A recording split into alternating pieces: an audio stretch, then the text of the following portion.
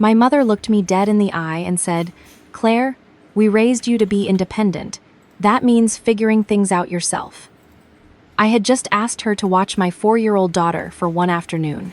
One afternoon, while I presented the biggest project pitch of my career to a client worth $3 million to my firm. This was after I had co-signed a $180,000 business loan for my parents, put my own name on their lease, and spent the last 6 years quietly holding their lives together with both hands. So I smiled, said, "You're absolutely right," hung up the phone, and called my attorney. They had no idea what was coming. "Make sure you stay until the end, because this is where everything changes." The email had come on a Tuesday morning. Principal architect candidate final presentation. My boss, a sharp, methodical woman named Sandra, who didn't hand out opportunities casually, had personally selected me from a pool of 12 to present our firm's design concept for a large mixed-use development downtown. The client was bringing in partners from out of state. The meeting was Thursday at 2 in the afternoon, and it was, in Sandra's words, not optional. I stared at the email and felt the particular kind of joy that has dread attached to it. My husband, James, was in Osaka. He worked for a logistics company that had recently signed a major contract in Japan, and he had flown out 10 days earlier for what was supposed to be a 3-week assignment. I had known about the trip. I had planned around it. What I had not planned for was our daughter Lily getting a double ear infection the Friday before, bad enough that her pediatrician told me to keep her home from daycare for at least 5 days and watch for a fever. She was on antibiotics. She was clingy, tired, and not fully herself. There was no way I could drop her at daycare Thursday. The backup sitter I occasionally used was booked. My neighbor, who sometimes helped, was out of town. And James, despite being on the other side of the world and operating on a 12-hour time difference, had already used every angle he could find to see if someone from his company could cover his remaining week, so he could fly back early. The answer was no. He called me that night, and I could hear the helplessness in his voice. "I'm sorry, Claire. I'm so sorry." I told him it was okay. I would figure it out. There was one option I hadn't tried yet. I had been circling it like a sore tooth you don't want to press on. I picked up my phone and called my mother. She answered on the 3rd ring, and her voice had the slightly distracted quality it always carried when she was doing something she considered more important than the call she was receiving. I told her about the presentation, about James being in Japan, about Lily's ear infection. I told her the daycare wouldn't take Lily until she'd been fever-free for another full day, and that Thursday was genuinely the only window the client had available before their partners flew back out. I asked if she and my father could come over Thursday morning and stay with Lily until I got home, which would be by 6 at the latest. The pause was long enough to feel deliberate. Then she said, "Claire, we raised you to be independent. That means figuring things out yourself." I went very still. She kept talking. She said Thursday was her and my father's standing lunch with their friends from the neighborhood association, a lunch they apparently had every other week and had not once mentioned to me in any conversation we had ever had. She said Lily was fussy when she's sick and that it was a lot to ask. She said, and I remember this precisely, "You have a whole career and a paycheck. Hire someone like other working mothers do. Hire someone like other working mothers do." I thought about the Sunday afternoon 2 years ago, when I had driven to their house at 9 at night because my mother called me crying, saying the bank had sent a letter and she didn't understand it, but she thought they were going to lose their home. I thought about sitting at their kitchen table until nearly midnight, reading through 6 years of financial statements, finding the compounding interest on a variable rate business loan my parents had taken out to open a small cafe, a dream of my mother's that had been modestly profitable before a pipe burst, a renovation went over budget, and then a slow season hit all at once. I thought about calling my own bank the next morning and arranging to have myself added as a co-guarantor on a refinanced version of that loan. $180,000. I had put my name, my credit history, and a portion of my own savings on the line to keep their business alive and their house out of foreclosure. I thought about the lease. Their house, the house I grew up in, had needed to be restructured as part of the refinancing agreement. My name was the primary leaseholder on record. They paid a below-market rent directly to me, and I, in turn, covered the actual mortgage note. The math was deliberately set up to give them a cushion, which meant I absorbed the difference every single month, around $800 a month, every month, for going on 2 years. I thought about my brother. My brother was 32 years old. He lived 40 minutes away in an apartment that was, as far as I could tell, primarily funded by my parents. He had started 3 businesses in 5 years: a food truck, a dropshipping venture, a mobile detailing operation that had lasted exactly 1 summer. Each time, my parents had given him startup money with quiet enthusiasm and made me feel vaguely guilty for having a stable career, as though my consistency was a judgment of his chaos. He called my mother 3 or 4 times a day. She referred to him as her sensitive one, her creative one, the one who just needed the right opportunity. He had not called me on my birthday in 4 years. I thought about all of this in the 10 or 12 seconds of silence that followed my mother's last sentence. And then something I can only describe as a hinge swinging shut happened in my chest. The anxiety I had carried into the call, that preemptive flinch I had been conditioning out of myself for years, was gone. In its place was something colder and much more focused. "You're right," I said. My voice was completely level. "I'll figure it out," she said. "I knew you would. You always do." She said it warmly, as though she had just given me a gift. I said, "I'll be in touch," and I ended the call. I sat for a moment with my phone face down on my desk. Lily was asleep in the next room, her humidifier running, her stuffed elephant tucked under one arm. I could hear the soft, mechanical rhythm of it through the wall. I thought about my mother's voice, easy and unbothered, and the words "hire someone like other working mothers do," and the $180,000 refinancing agreement sitting in a folder in my filing cabinet. My second call was to a premium childcare concierge service my firm had actually recommended to employees in exactly these situations. I booked a licensed, bonded caregiver for Thursday. She would arrive at 8 in the morning and stay through the afternoon. The cost was not trivial. I paid it without hesitation. My third call was to my attorney, a methodical woman named Patricia, who had helped me structure the original refinancing agreement. "Patricia," I said, "I need you to pull up the Brannigan family loan documents and the lease agreement. I think it's time we did a full compliance review." There was a brief pause. "Is something wrong?" "I'm not sure yet," I said. "I want to look at the business account activity for the last 12 months. She said she'd have everything ready by end of day. The next 24 hours were quiet in the way that the air is quiet before a major storm front rolls in. I prepared my presentation. I made Lily soup and let her watch her shows and lay beside her on the couch with a blanket pulled over both of us. My father texted once to say he hoped Lily felt better soon. A message so cheerfully oblivious I stared at it for 30 seconds before putting my phone away. Patricia sent me a secure link to the documents at 7 that evening. I opened the business account statements first, because something had been nagging at me since the phone call. My mother had mentioned hiring a contractor to fix a secondary oven at the cafe, a repair that had cost more than I expected, enough that she had mentioned it twice. But when I looked at the statements, the contractor payment was there, and it was reasonable. What was not reasonable was a recurring transfer I hadn't authorized and hadn't been told about. $1,200, outgoing, every single month for the past 14 months. The memo field on each transfer said only operations. $1,200 a month, 14 months, $16,800. I clicked through to the receiving account. It took me 2 minutes to trace it. It was my brother's personal checking account.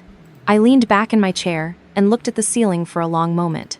The business account I had co-guaranteed, the one I had put my credit and my savings and my name behind, was being used as a private fund to subsidize my brother's life.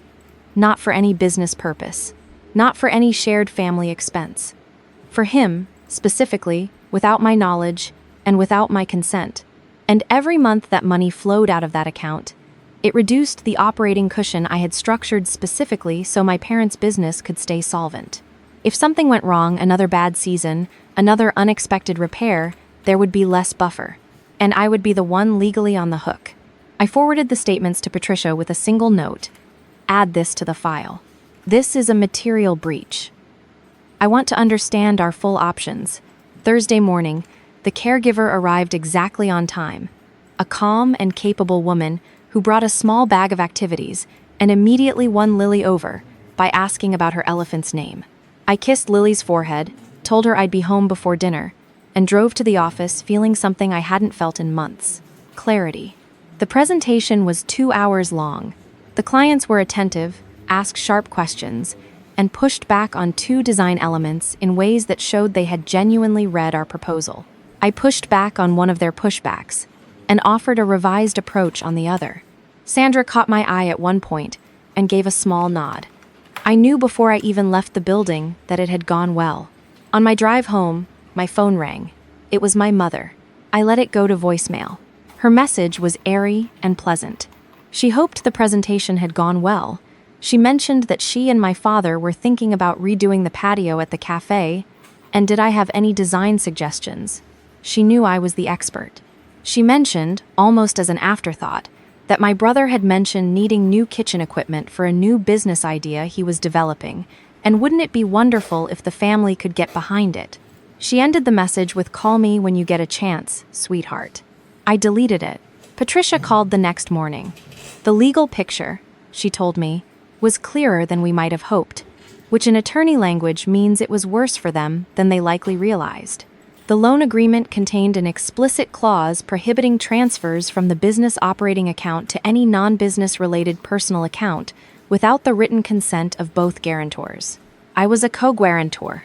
I had never given written consent to any of these transfers. That was a breach.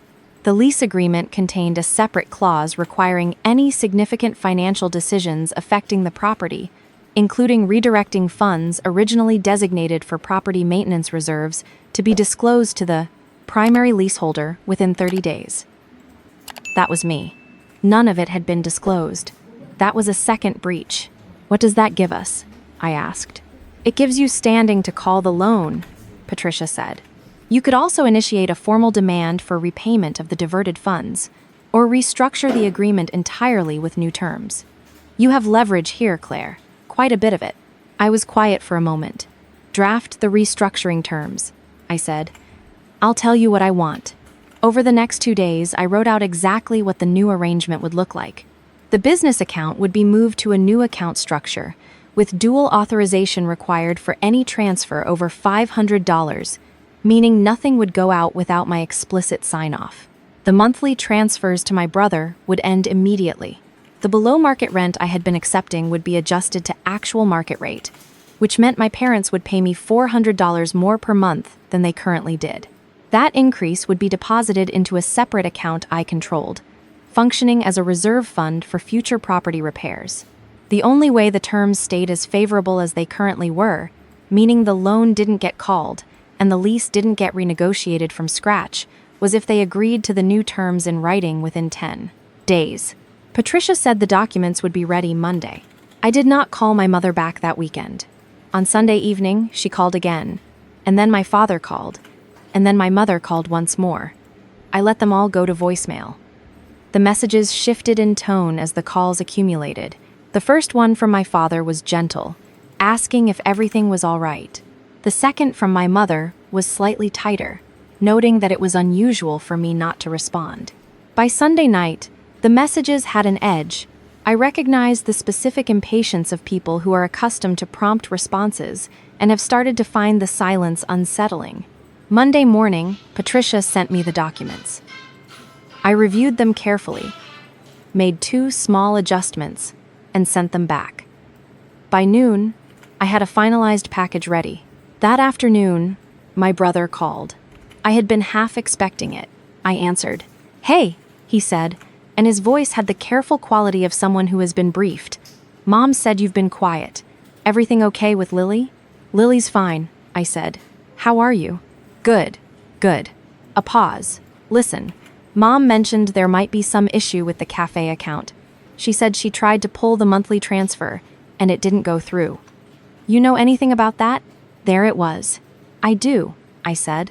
"There's a review underway." "A review." He repeated it flatly. "Claire, I kind of rely on that." "I know," I said. That's basically my rent. You can't just freeze it without telling anyone. I let a beat pass. When did we agree that the business account I co-signed and personally guaranteed would be used to pay your rent? Silence. When was that conversation? I continued. Because I went back through 14 months of statements, and I don't see any authorization from me. What I see is $16,800 leaving an account I'm legally responsible for, going to your personal checking account, labeled as operations, which it is not. Mom and Dad set that up, he said, his voice shifting to something defensive and slightly younger. That's between them and me. It's between them, you, and me, I said, because my name is on the loan. If that business goes under, I'm the one the bank calls, not you, me. So yes, I have an opinion about what comes out of that account. He was quiet for a moment. Then, you're really going to do this over one afternoon of babysitting? I almost laughed. No, I said. I'm doing this because I have been quietly carrying this family's finances for 6 years and nobody told you any of it, so you have no idea what you're actually asking me to absorb. But now you're going to find out. He hung up. Not angrily, the call just ended, the way calls end when someone doesn't have a good response and knows it. My parents, I had decided, would receive the documents in person. Not because I wanted a dramatic confrontation, but because signed documents presented in person are harder to claim confusion about later. I called my father and told him I needed to meet with both of them at their house Wednesday evening, that it was about the cafe accounts and the lease agreement, and that it was not optional. My father's voice went careful in a way that told me my brother had already talked to them. He said, of course, they would be there. I arrived at 7. Lily was with a neighbor I trusted. I had a folder with 3 copies of the restructuring documents, one for each of them and one for my records. I had a pen. I sat down at the kitchen table, where I had sat 6 years ago at midnight, sorting through their financial disaster, and I put the folder on the table in front of me. My mother started talking before I had said anything. She said it had been a difficult week. She said she felt like there was a misunderstanding. She said she hoped we could clear things up without making it a bigger thing than it needed to be. My father sat beside her with his hands folded on the table and said nothing. I let her finish. Then I opened the folder. I walked them through the account statements first. 14 months, $1,200 each month. The receiving account. The memo field reading operations, which was not operations, which was my brother's rent. I put the printouts on the table and watched them look at them. My mother's expression moved through several phases quickly. Surprise, calculation, and then something that tried to settle into innocence, but didn't quite get there. She said her brother needed help and they were his parents, and that was what parents did. I understand that, I said. What I'm asking is why that help was funded from an account I guaranteed without my knowledge. We didn't think it was a big deal, my father said, quietly. If the cafe goes under, I said, my credit takes the hit. My financial standing takes the hit. My ability to get a mortgage, to support my daughter, to keep building the career you just told me to figure out on my own, all of that is connected to this loan. It is a big deal. My mother pressed her lips together. The look she gave me was one I recognized from childhood, the slight narrowing of the eyes that appeared whenever I said something she found inconvenient. She said, "You've always been so serious about money, Claire. Some things are about family. This is about family," I said. Mine. The one I'm building with James and Lily. I slid the restructuring documents across the table. These are the new terms, I said. Dual authorization on all transfers over $500, effective immediately. The monthly transfer to my brother ends today. The rent adjusts to market rate, starting the 1st of next month. In exchange, I will not call the loan, and I will not pursue formal repayment of the $16,800 that was transferred without my authorization. Those are the terms. My mother stared at the papers. You can't just change the agreement. We have an arrangement. The arrangement was breached, I said.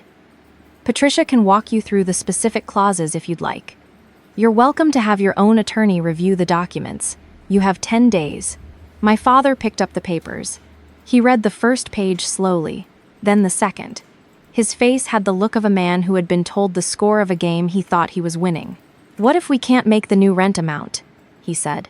Then we'll have a different conversation about the lease structure, I said. But that's a separate discussion from these documents. My mother's voice shifted suddenly, going softer, going for something more maternal and less combative. She reached across the table and touched my hand. Sweetheart, we are sorry about Thursday. I know the timing was hard. We should have helped. We know that. I looked at her hand on mine. I appreciate that, I said. I do. But that's not what this is about. Thursday was a symptom. This is about 6 years of financial agreements that only work if everyone is honest about what's actually happening. You weren't. Now the terms change. I withdrew my hand gently and stood up. 10 days, I said. Patricia's contact information is on the last page. I picked up my copy of the documents and walked to the door. My brother was standing in the hallway. I stopped. I looked at him. He looked back at me with an expression that was trying to be casual and wasn't succeeding. You really couldn't have let it go? He said. It was $16,000, I said. From an account I'm liable for. No. It was a loan between family. Everything in that house is a loan between family, I said. The difference is I'm the only one who knew that. He crossed his arms. You know this is going to make things worse for them. The rent increase, the account restrictions, they're not exactly flush. I know, I said. That's why I'm not calling the loan, and I'm not demanding repayment. The new terms are the most generous version of what I'm entitled to ask for. If you'd like to help them make up the difference, you're welcome to get a job with stable income and contribute directly. I paused. You're 32. That's not a radical suggestion. He didn't answer. I said goodnight and walked out to my car. On the drive home, I felt the way you feel after a very long project reaches its final phase. Not triumphant, not relieved, just quiet and tired, and finished in a way that goes all the way down. I called James from the driveway. It was 7 a.m. in Osaka, and he picked up immediately. I told him everything. He was quiet for a long moment when I finished. Then he said, "How are you?" "I'm okay," I said. And I was. I genuinely was. The 10 days passed. My brother called once more, left a voicemail that was equal parts accusation and appeal that I forwarded to Patricia without listening to more than the first 30 seconds. My mother sent 2 text messages, one asking if we could talk, and one saying she wished things could be different. My father sent nothing. On day 9, Patricia received signed copies of the restructuring documents from their attorney, both signatures. No amendments requested. I sat with that information for a while. There was no celebration in it. What there was something more durable, the particular steadiness that comes from having clearly defined, for perhaps the first time, exactly where the lines were. The weeks after that were quiet in the way that cleared spaces are quiet. James came home from Osaka and held me for a long time in the kitchen while Lily pulled on his sleeve, demanding to show him something she'd drawn. Sandra confirmed that we had won the contract. The client had called the day after the presentation to say they wanted to move forward. I was promoted to principal architect, with a salary adjustment that made the rent increase I had requested from my parents feel almost symbolic. My brother, from what I heard through a mutual family acquaintance, had taken a full-time position at a logistics firm. Whether this was a genuine shift or a temporary gesture, I didn't know. I didn't need to. My mother called 6 weeks after the documents were signed. I let it ring the first time, then called her back the next morning when I was ready. She was quieter than usual. She asked about Lily.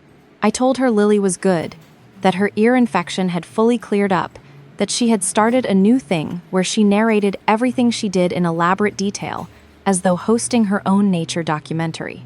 My mother laughed. A real one, small and tired and genuine. She said, "I've been thinking, Claire, about what you said, about not knowing what you were carrying." I waited. "Your father and I," she said slowly, "we think we understood the situation. We thought that you wanted to help, that it was a choice you made freely, and it didn't cost you anything, because you were doing so well." "It cost me something," I said. "I know," she said. "I understand that now. It wasn't a full accounting. It wasn't the conversation I might have imagined having with her when I was younger, and still hoped for a particular kind of emotional directness she had never quite managed. But it was honest. And from her, in that register, it was not nothing. "I'd like to bring Lily to see you sometime," I said. "Not yet, but sometime." She said she would like that very much. I hung up and stood by the kitchen window for a moment, watching the backyard where Lily was dragging a small watering can toward a patch of dirt she had designated as a garden, despite nothing having been planted in it yet. She was narrating the journey with full seriousness, informing an invisible audience about the difficulty of the terrain. James came up behind me and handed me a cup of coffee. He looked out the window with me. "What are you thinking?" he asked. "That I should have done this 3 years ago," I said. And that I didn't, because I kept believing that if I held everything together long enough, they'd eventually see it. Did they? I thought about my father's face over the documents at the kitchen table. I thought about my mother's voice on the phone that morning, careful and stripped of its usual easy confidence. I thought about my brother standing in the hallway with his arms crossed, not quite able to look at me directly. "A little," I said. "Enough." What I had wanted, for a long time, was to be seen by the people who raised me, to have what I contributed acknowledged, to be asked how I was doing in a way that meant something, to be more than the competent one who handled things. I had spent years funding that hope with money and silence and availability, and it had not purchased what I was looking for. What it had purchased, it turned out, was leverage. And when I finally used it not to punish, not to destroy, but to draw a clear and honest line, something shifted. Not everything. Maybe not enough, but something. The boundaries I had drawn were not a wall. They were more like a fence with a gate, and the gate was mine to open when I chose and close when I needed to. That had always been true. I had just forgotten it, or maybe never quite believed it, for a long time. Lily had reached her patch of dirt. She was pouring water into it with great ceremony and announcing that conditions were favorable. She looked up and caught me watching through the window and waved at me with her whole arm. I waved back. I drank my coffee. I went outside to help with the garden,